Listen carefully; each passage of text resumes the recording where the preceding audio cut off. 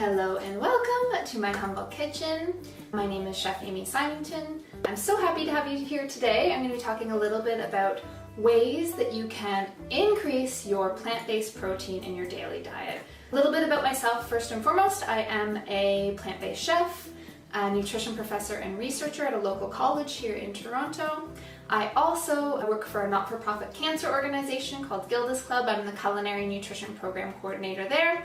And I also do recipe development and food writing for different publications in Toronto. So pleased to be with you today to talk a little bit about my favorite types of food, which is whole plant-based foods and whole plant-based protein in particular. So if you're looking at Canada's food guide, you'll see that half of the plate is fruits and vegetables, wonderful. A quarter of the plate is dedicated to whole grains, and another quarter of the plate is dedicated to protein, with an emphasis on plant-based protein. And so sometimes that can be a little bit daunting to some people, and so I'm here today to tell you that it doesn't have to be, and there are lots of different ways that you can get plant-based protein into your daily diet. Fun, tasty ways too. It does not have to just be, peanut butter and toast or just split pea soup, that sort of thing. So we're going to get really adventurous today. But before I start, just kind of going over 4 different main areas that you want to be focusing on, or 4 different types of foods that you want to be focusing on to increase that plant-based protein in your daily diet. So there are some proteins that are deemed to be a complete protein, which means that they contain all 9 essential amino acids that our body requires. We don't necessarily have to focus on those solely, but it is nice to get those into you. So I'll give you some examples of those. And then there's some other ones that don't necessarily contain all 9 essential amino acids, but you don't need to worry about it, because if you're consuming a wide variety of different plant-based proteins throughout the day, you'll be getting enough protein, more than enough protein. Okay, so first and foremost, I like to focus on legumes. And so legumes is just kind of a fancy word for things like beans. So things like chickpeas, lentils, black beans, adzuki beans, pinto beans, you get the gist. There's so many different types of legumes that are out there. So get those into you as much as possible, not just in, soups and stews, but you can also put them into burgers, desserts. I'm going to show you how to use some legumes in desserts today too. So that'll be kind of adventurous, but it's also so tasty, and you'll see how easy it can be once we go through the recipes.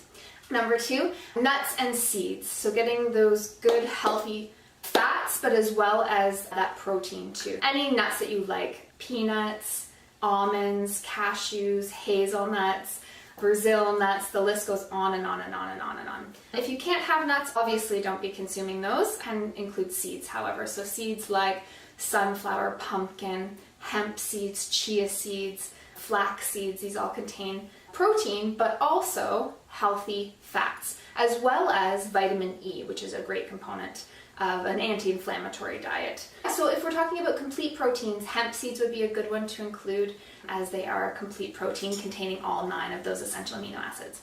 And then soy protein is another good one. It is a complete protein. You can drink it in soy milk form. Always make sure you're drinking unsweetened beverages though. Other ways you can get soy protein into you, tofu is another good one, edamame, tempeh, miso, those are all great methods of getting soy protein into you. And not only is it a complete protein, it can also help to lower your LDL and total cholesterol. So that's good news for soy protein. It's also been shown to be a good part of an anti-cancer diet as well, potentially reducing the risk of prostate and breast cancer. And then last but not least, so after soy protein, my 4th ingredient that I highly recommend getting into to increase your plant-based protein is whole grains. So sometimes you would think, whole grains, that doesn't contain protein, but it does actually, particularly if you're focusing on ones that are whole so the bran is still intact. Specifically, quinoa and buckwheat are complete proteins. So again, containing all 9 essential amino acids that our body requires. And then some other good ones, brown rice, kamut, amaranth, millet, these are all good whole grains to include. Of course, some contain more protein than others. The 2 that I mentioned are very high in protein. So buckwheat, which you can use in things like pancakes, muffins, any sort of baking that you're doing. Crepes would be another good one.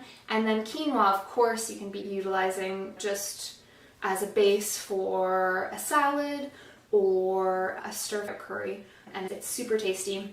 and very easy to digest as well. Of course, when you're cooking any sort of grains, make sure that you're rinsing them first thoroughly before you then follow the directions according to that particular grain. Okay, so that's the fact portion. Now we're going to get into the fun portion, which is the actual practical application of those 4 ingredients that I just mentioned that will increase your plant-based protein. So first, we're going to start with dessert. We're going to be making some chickpea blondies. Before we start, I should mention that all of these recipes are coming from the Long Table Cookbook, Plant-Based Recipes for Optimal Health, which I am the author of. Let me grab a copy so you can have a look at that. So there it is. And as I've said in the past, I have no problems promoting it because all of my author proceeds go to support the social, emotional, and nutritional programming at Gilda's Club Greater Toronto. So anyone who's been touched by cancer benefits when you purchase a copy of that. I'll set that back there for your viewing pleasure. So yeah, all the recipes come from the cookbook. So chickpea blondies. So you've probably had regular blondies before, very high in simple carbohydrates, not so high in protein. These ones we're going to be using chickpeas. Okay, so chickpeas, we have about 2 cups there, cooked, already cooked. Make sure you've cooked them, or if they're canned, you're thoroughly washing them and trying to find cans that are maybe BPA free. Okay, maple syrup is the sweetener of choice here, so I've got about 1/3 of a cup there. Next, we're going to be adding hemp seeds. So as I mentioned, hemp seeds are a complete protein. They also contain high levels of omega-3 fatty acids, which are good healthy fats that you want to be including in your daily diet. Get those in there. And then flax seeds. So the flax seeds, again, good healthy fat, but also helps to bind and keep the chickpeas from kind of crumbling and falling apart. And I'm just putting this in a food processor. Okay. Next up, I've got some vanilla, about 1.5 tablespoons. And then next up, I've got about 1/2 teaspoon of salt, 1/4 teaspoon of baking powder, and 1/4 teaspoon of baking soda. So those are going in as well. Great. And then we're going to zhuzh this up. Great.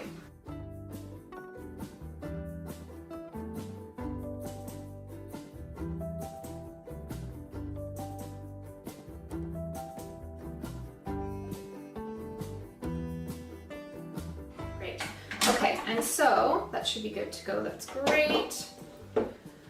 So next up, I'm actually going to add in about 1/2 of the required dark chocolate. I've chopped some unsweetened dark chocolate to go in the chickpea blondies. And I'm just going to pulse it so it gets kind of mixed in.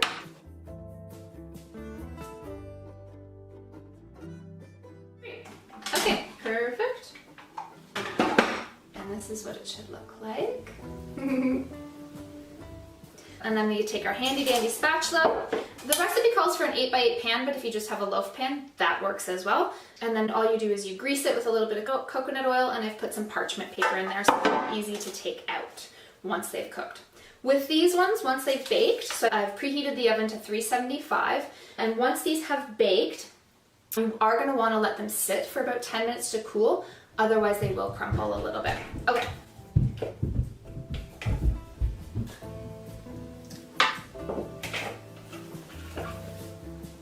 So just spread this evenly on the pan. These are great to make ahead, and they're also great for your gluten-free friends because there's actually no gluten present. And I mean, you could use a sweetened chocolate if you really wanted to. I just try to stick to the dark chocolate because it's very rich in antioxidants. Polyphenols in particular. Great. Perfection. So you can see I've got that so far. And then sprinkle, sprinkle, sprinkle. And you know what? The more chocolate, the better is what I always say. So while those are baking, we're going to move on to the next recipe. Okay, the next recipe on our menu today is the ultimate chocolate protein powder, or the ultimate protein shake. Very, very, very simple ingredients here. And again, we're utilizing plant-based protein as the preliminary source of protein. And you'll see actually, as I go through it, I have a wide variety of different types of plant-based protein. Firstly, I have some chia seeds. So chia seeds, high in protein, also high in omega-3 fatty acids. So we'll put those in. Okay. That was about 1/4 cup. Next, I'm going to throw in some hemp seeds. Again, complete protein, rich in omega-3 fatty acids. Plop that in. Great. And then the next 2 ingredients are actually optional. If you can find them, great. If you can't, you're free to omit them. Maca powder is the next one. This is probably the strangest ingredient that can be found in the cookbook. And it just gives like a really nice earthy taste. Also a really good source of energy, carbohydrates in particular. And it just nicely rounds out the flavor here. Okay, next up I've got a little bit of stevia. So it's ground stevia leaf. So if you've heard of stevia, it's a sweetener alternative. I like it. If you don't like the taste of it, completely omit it, and you can use things like maple syrup or a banana or a date to sweeten your smoothies. But if you don't mind, you can throw it in. So stevia, and then of course chocolate, so we've got to add some cocoa.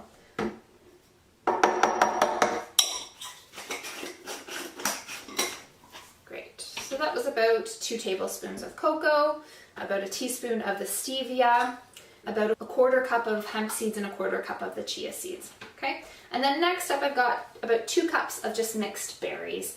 So in there, blueberries, cherries, and strawberries. Whatever you like, toss it in.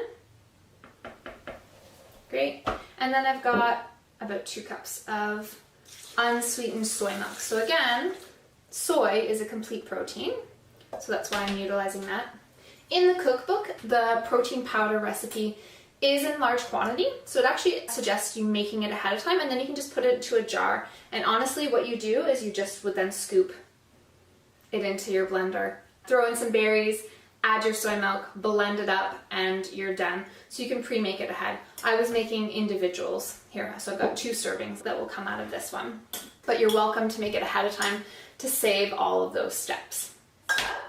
And then per serving, you'll find that this per serving, so one cup essentially of the shake is almost 18 grams of protein. So you can imagine a lot of protein for your breakfast or your snack, so it's keeping you fuller for longer and it's not spiking your blood sugar levels and dropping them. Okay, and again, sources of complete protein, we've got the hemp seeds in here as well as the soy.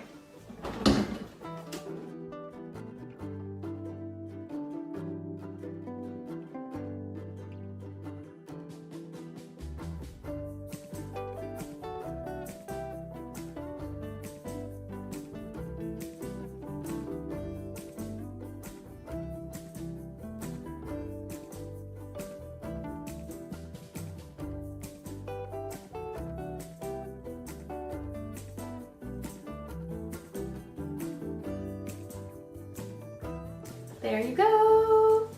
Bon appetit, or cheers.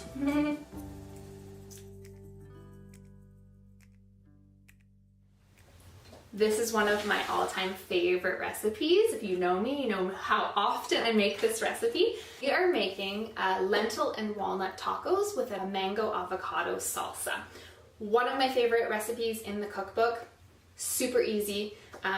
Part of the cookbook's process, we actually had some of our students help to develop recipes, and this is done by 2 of my star students, and I love it. It's so easy. Not only can you use the taco filling to use in tacos, but you can use it for other things as well. So if you wanted to make like a taco salad or a burrito, or if you wanted to use the filling for, say, a shepherd's pie or any sort of ground beef, you could use it as a ground beef substitute. It's really, really great. And so the primary sources of protein that you're finding here are the lentils and the walnuts. So lentils, high in protein, but also high in fiber, as well as iron. And then the walnuts, really good source of protein, but also healthy fats, specifically omega-3 fatty acids. So get those into you as much as possible. So we'll get that started. We'll set the mango avocado salsa ingredients to the side while we get this going. While this is heating up, I'm just going to dice this onion. Great. So if we're cutting an onion, we're leaving the root intact. We're cutting the end off. And this is a very large onion, so I'm probably only going to need to use half of it. Great. If you know me, I like to save all my veggie scraps so I can make stock. So peel our skin. So I always recommend getting one red vegetable into us every single day. So red onion can be classified as that, red pepper, red cabbage, radicchio, as well as one cruciferous, so all the stinky vegetables, kale, cauliflower, broccoli, cabbage, as well as an orange vegetable. Those are ones we want to focus on every single day for chronic disease prevention and management. They've got the most nutrients, the most antioxidants, high in fiber, and they themselves are functional foods as well. Okay, so I've left the root intact. Now I'm cutting through using my pincer grasp here, or my claw. Great. And then we're going to go horizontal cuts. So this is a big onion, so I'm probably going to do 3 horizontal cuts there, and then back through with my knife. And afterwards, if you need to go through again, just to make things a little smaller, you can. You're able to. Great. Okay. Perfect. Woo! That's a very potent onion. So there are techniques if you are not keen on cutting onions because they make you cry. Washing your knife with cold water between cuts or between a few cuts is a good way to do it. Goggles, people with glasses or contacts know that it's a little easier to cut onions. Rinsing your onion or putting it in cold water beforehand also is helpful. So we're going to save some of the red onion for the salsa as well. Great. So I'm using grapeseed oil. Grapeseed oil is a monounsaturated fatty acid, and it also has a high smoke point. It means it doesn't start to smoke as easily, which means it doesn't become carcinogenic. Okay, so we're going to use about half of that onion, put that in there, and then we're going to save the other half. You can smell, I wish you could smell actually, the nice onion. So while that's cooking, we're going to move on to the next ingredient, which is garlic. So a lot of the dishes you'll find in the cookbook start with onions and garlic. They're both prebiotics, so they help with the growth of the already existing probiotics that are present in your system. So it's always good to get prebiotics into you. Garlic in particular contains allicin, which is a powerful antioxidant, good for an anti-inflammatory diet as well as an anti-cancer diet. And I'm just taking the tip off and then smashing them a little bit and peeling the skin. Okay, great. Smash it a little more. Ooh, you can hear that sizzle. Okay, let's do them here. We want to just make sure that they're translucent. We don't want to burn them. Great, and then chop, chop, chop the garlic.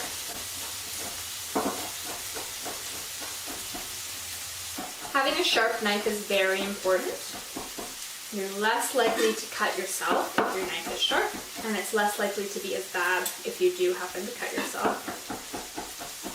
Alright, garlic, in you go. Yum! Okay, so good flavor enhancers to start with. I call garlic, ginger, zest, all those kind of things my flavor enhancers. I call them flavor country in my household. So when we're preparing dinners, I'll be like, husband, are you on flavor country?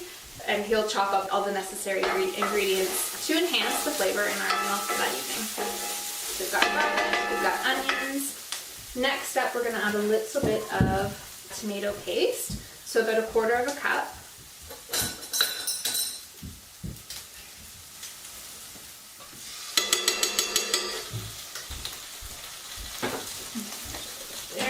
Some cumin. All the measurements are in the cookbook, of course. Oregano.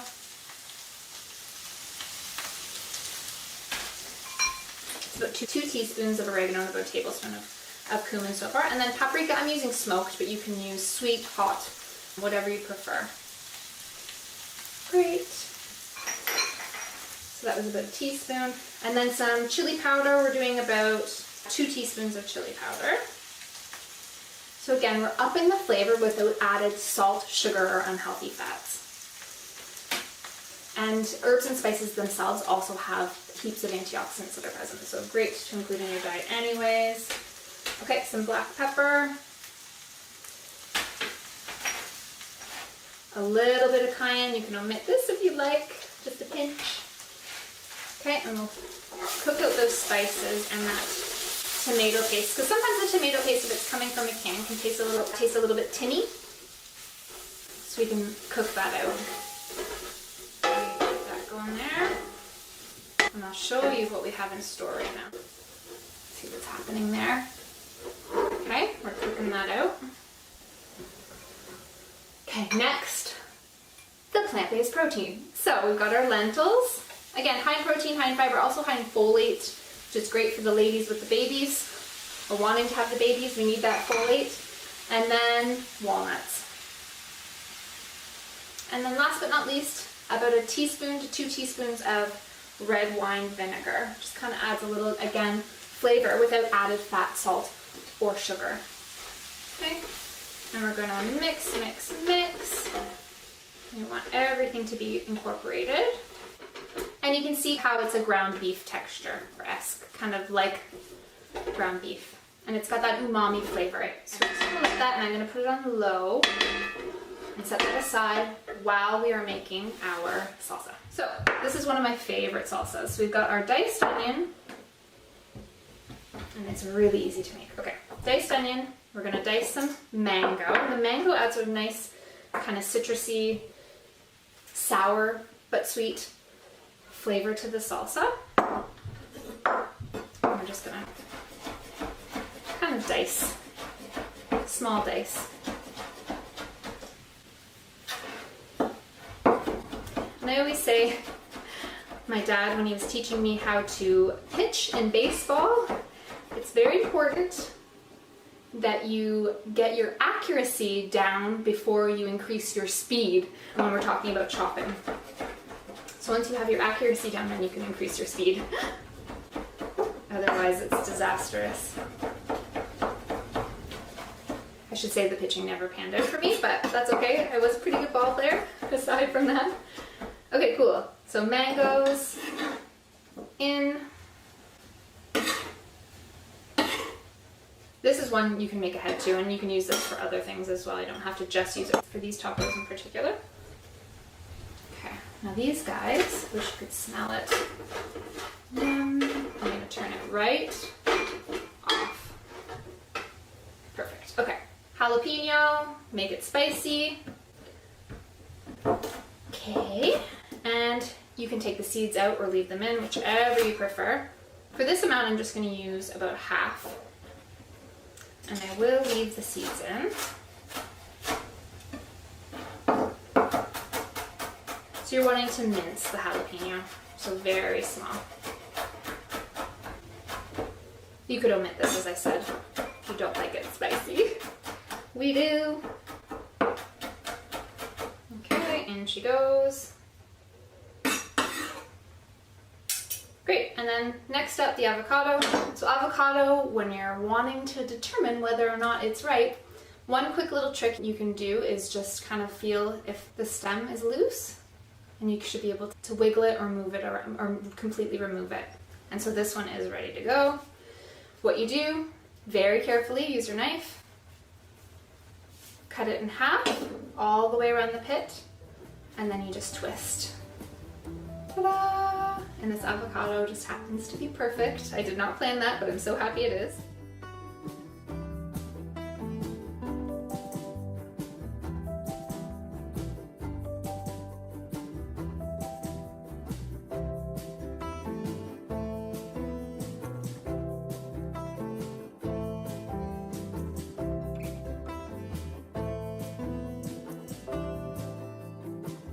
So next up, very important to have an acidic component in your salsa.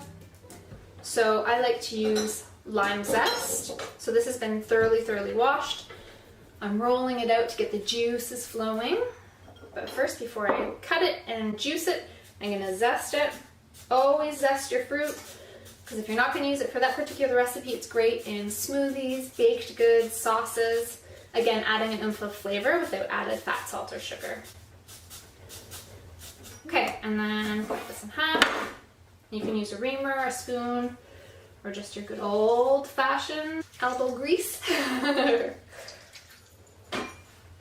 then also, we're gonna add a little bit of garlic.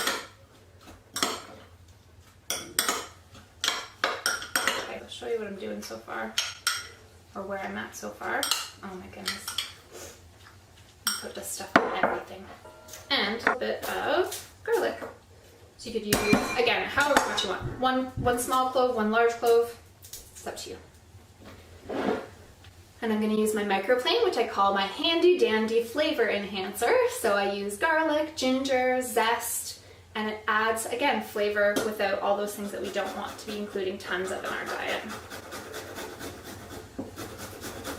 And then mix, mix, mix. And actually, I find that this salsa doesn't even need salt added to it. It's that flavorful. You've got the nice creamy mouthfeel of the avocado, a little punch of acid from the mango. Great. Perfect. I just want to show you this. Voila! Isn't that beautiful? Okay, cool. We'll set that aside with our cilantro for our tacos. So you can use whatever taco shells you like. You can use soft tacos, hard tacos, whatever you prefer. I found these ones just at my local grocery store. They're great, different colors and flavors. And all you do is spoon a little bit of the taco filling into the taco.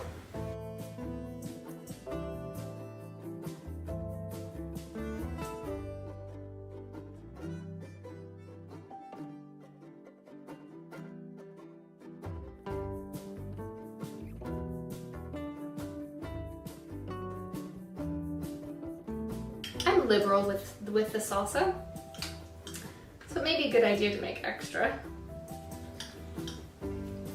Okay. Yum. And also too, there are wonderful nutrients that are present in things like legumes and lentils in particular. It's very high in iron, so if you're coupling it with a vitamin C rich food like the mangoes, it's going to help with the bioavailability and the absorption of the iron that's present.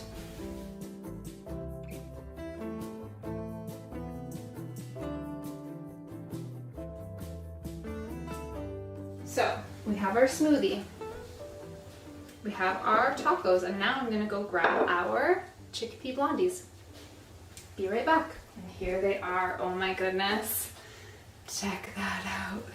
So what we would do is we let this sit for about a half an hour before we try to plate it at all. Okay? I'm going to ignore that right now so that I can try and plate one for you right now. Okay. Cut down the sides here. Oh my gosh.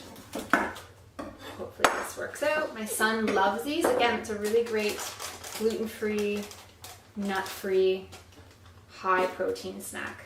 And it feels really decadent because there's chocolate in it. That's beautiful. And you can see it's kind of crumbling a little bit, and that's why we would let it rest and completely cool for half an hour. You can cut them into bars, you can cut them into squares, whatever you prefer.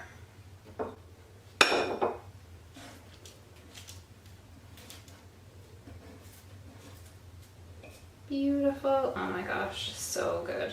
And we're done. Yum.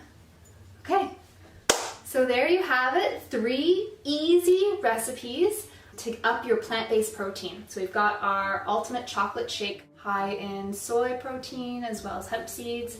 As I mentioned, 1 glass is about 18 grams of protein, which is crazy high.